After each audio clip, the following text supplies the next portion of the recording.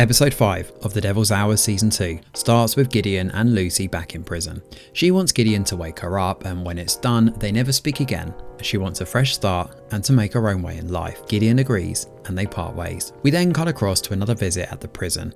Gideon underlines 3:33 AM in his journal and is taken aback when he receives a very unexpected visitor.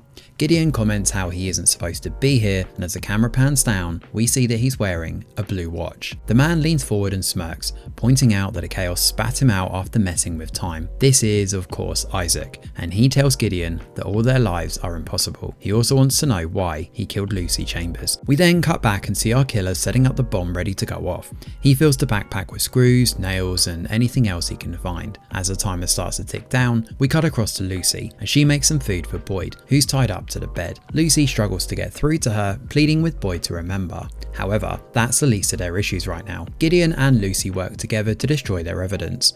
She doesn't want to go any further with this, but Gideon reminds her that it never ends. Isaac is convinced that bad things are going to happen, but Lucy promises him that she's going to fix it. Ravi heads off to the familiar bench from his past and continues to try and recover his fractured memories. Part of that includes finding out that a toy store bombing is going to take place at 11 AM. So off he goes, racing to the toy store. Meanwhile, Dr. Bennett listens to the voice recording from her session with Isaac. This time though, we get some clarity over who that girl was behind the curtain. Within the recording, Bennett calls her Amelia and talks to the girl, which is completely different from what she remembers taking place with Isaac. Did she also slip without realizing? That seems to be where we're going with this, as Bennett looks up and notices the flower vase has changed from real flowers to paper ones. This is again something Isaac mentioned in his session with her earlier in the season, and here we see Bennett shocked and taken aback by this revelation. Lucy heads to the toy store and remains fixated on the task at hand, while back home, Sylvia tries to fix Isaac's watch. Evelyn, however, starts to slip. She hears voices cascading around her and the mirror changes to show someone else in the reflection. Unfortunately, this brings her upstairs where she finds Sam Boyd. Boyd manipulates her and tells Evelyn that she's also been hearing the voices and claims that they want her to let Boyd go. Evelyn does so, while Isaac hides in the closet.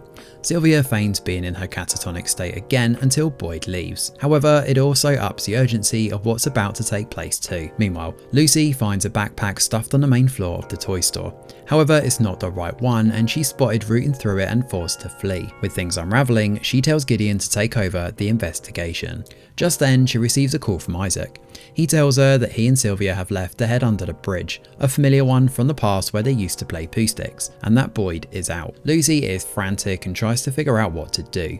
Gideon, meanwhile, sees the man in the yellow hoodie head into the toy store. He's out of time, and this coincides with Ravi heading inside too and informing the owner that they need to evacuate because of a bomb threat. He manages to get the people out, but the killer spots Ravi. We don't get a chance to see his face though, as he stabs Ravi multiple times, leaving the knife inside him and rushing off. Gideon scrambles over to Ravi and, in turn, learns what direction the killer has raced off to. Gideon gives chase, but unfortunately the killer is smart and tracks him down.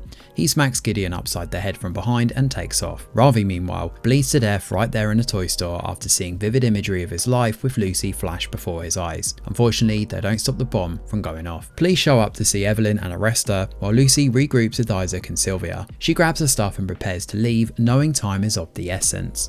Unfortunately, police show up at the door led by Boyd. She arrests Lucy, who apologizes to Isaac. Tellingly, the map she tried to burn earlier on is in the sink and still very much intact. As Lucy and Isaac embrace, they're inexplicably brought to this alternate timeline he visits.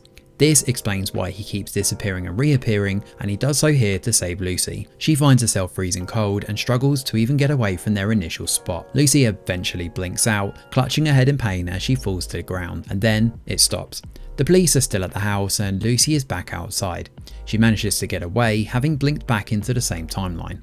Boyd is incredulous over how all of this has gone down, but Sylvia points out that Isaac is a special boy. He feels like a memory and a promise and a wish. Sylvia knows he's exactly where he's supposed to be. Dr. Bennett shows up to see Lucy and Isaac while all this is happening. They need to get away, but they're not alone. Gideon arrives in his truck and explains that he could, and should, have been killed, but the killer kept him alive for reasons. They can't use the roads and they need to slip away using any means necessary. Lucy explains that they need to keep Isaac away in order to stop him. He promises that everything will be okay, and as they part ways, we cut to the police racing to find the pair. However, they're cornered in the farmhouse. Gideon explains that Ravi is dead and they're out of time. The only way out is to reset the timeline, so Gideon picks up the shotgun and shoots Lucy. We then cut to black, assuming that Gideon killed himself, but we have our doubts, and we jump across to Isaac in the wheat field. Dr. Bennett is there with Debbie Warren, and they watch as Isaac hasn't spoken since Lucy has died. The Warrens are determined to make him part of the family, but what of Isaac?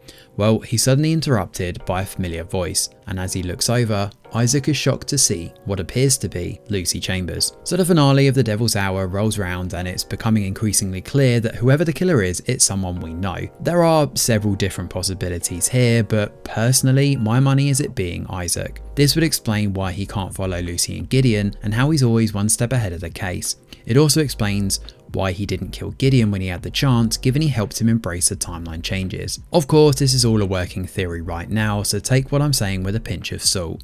I'm sure we're going to be shocked over how this will play out in season 3, which has already been greenlit by the way, and the beginning scenes with an older Isaac showing up at the hospital are clearly a show that in this timeline, Gideon doesn't kill himself and Isaac grows up resentful and visits him in prison.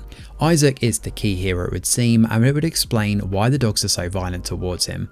Isaac being the killer is the most likely outcome I've come to, but again, there are other theories floating around here. It could also be Jonah, given we saw Evelyn scribble down his name, or attempt to before she was arrested. And of course this, coupled with the sketch of a teddy bear that was in episode 4 if you'll remember, could well be little hints towards the fact that the man in the yellow hoodie could be Jonah. Or it could be someone else entirely. We'll just have to wait and see, I guess. But the show has been a solid watch, albeit slightly confusing at times, and the second season just as endearing as the first. There are plenty of twists and turns here, and as I said earlier, with season 3 already filmed and confirmed, we thankfully don't have to wait too long to get a definitive conclusion over how this one will play out. Thanks for watching, and do let us know your thoughts in the comments below. Smash a like or subscribe to the channel, your support is very much appreciated. I'm Greg Wheeler, and from all of us over here at The Review Geek, we'll see you on the next video.